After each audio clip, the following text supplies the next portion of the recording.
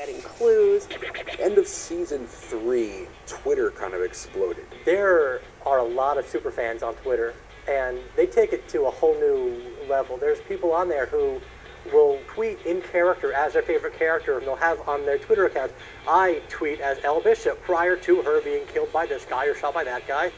These are all people who just follow the show. There's one guy who's, I guess, the best siler. If you can get interaction with him, it reflects well on you.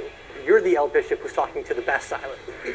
But we kind of really tapped into that in a cool way this year by running a Twitter account for the Sullivan Brothers Carnival, which I run. So I tweet in character as the Carnival. For a while, they didn't believe that I was really from the show, so we started sending pictures that clearly no fan could get, so they knew that I was legit. We started hiding things and asking questions and doing trivia and giving out prizes, and people responded to it really well. I keep asking who's really behind this Twitter, so I guess this is me coming out the closet as that. If anybody's watching the interviews, I'm the guy.